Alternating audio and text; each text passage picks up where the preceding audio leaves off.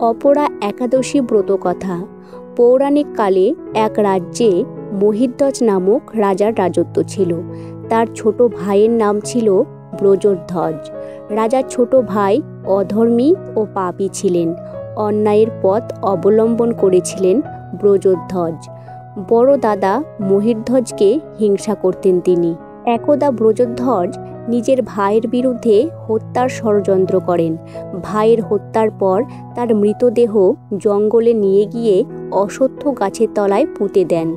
রাজা মহিধ্বজের অকাল মৃত্যু হওয়ায় প্রেতযোনিতে জন্ম হয় তার।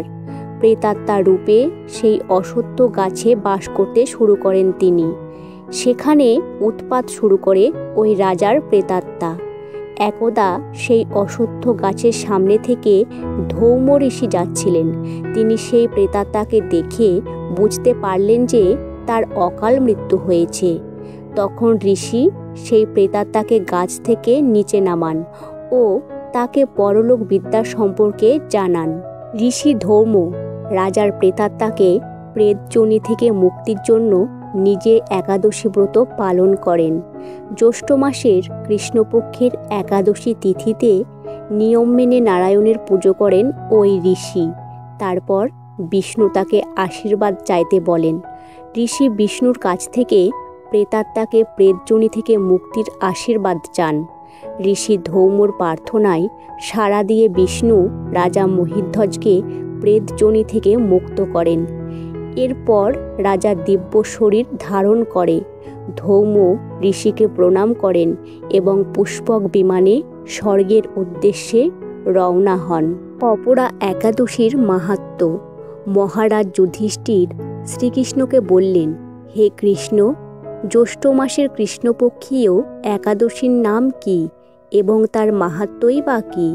আমি শুনতে ইচ্ছা করি। আপনি অনুগ্রহ করে তা বর্ণনা করুন। শ্রীকৃষ্ণ বললেন, হে মহারাজ, মানুষের মঙ্গলের জন্য আপনি খুব ভালো প্রশ্ন করেছেন। বহু পুণ্য প্রদানকারী ব্যক্তি জগতে প্রসিদ্ধ লাভ করে। ব্রহ্ম হত্যা, গো হত্যা, ভ্রূণ হত্যা, পরনিন্দা, পরস্ত্রী গমন, মিথ্যা ভাষণ প্রভৃতি গুরুতর পাপ এই ব্রত পালনে নষ্ট হয়ে যায়। যারা মিথ্যা সাক্ষ্যদান করে, ওজন বিষয়ে ছলনা করে, শাস্ত্রের মিথ্যা ব্যাখ্যা প্রদান করে, জ্যোতিষের মিথ্যা গণনা ও মিথ্যা চিকিৎসায় রত থাকে, তারা সকলেই নরক যাতনা ভোগ করে। এ সমস্ত ব্যক্তিও যদি এই ব্রত পালন করে তবে তারা সমস্ত পাপ থেকে মুক্ত হয়। ক্ষত্রিয় যদি স্বধর্ম ত্যাগ করে যুদ্ধক্ষেত্র থেকে পালিয়ে যায় তবে সে ঘোরতর নরকগামী হয়, কিন্তু সেও এই ব্রত পালনে মুক্ত হয়ে স্বর্গগতি লাভ করে। মকর রাশিতে সূর্য অবস্থানকালে মাঘ মাসে প্রয়াগ স্নানে যে ফল লাভ হয়, শিবরাত্রিতে কাশীধামে উপবাস করলে যে পুণ্য হয়, গয়াধামে বিষ্ণু পাদপদ্মে পিণ্ডদানে যে ফল পাওয়া যায়, সিংহ রাশিতে বৃহস্পতিবার অবস্থানে গৌতমী নদীতে স্নানে, কুম্ভে কেদারনাথ দর্শনে, বদ্রিকাশ্রম যাত্রায় ও বদ্রীনারায়ণ সেবায়, সূর্যগ্রহণে, কুরুক্ষেত্রে স্নানে, হাতি ঘোড়া স্বর্ণদানে এবং দক্ষিণাসহ যজ্ঞ সম্পাদনে যে ফল লাভ হয়, এই ব্রত পালন করলে অনায়াসে সেই সকল ফল লাভ হয়ে থাকে।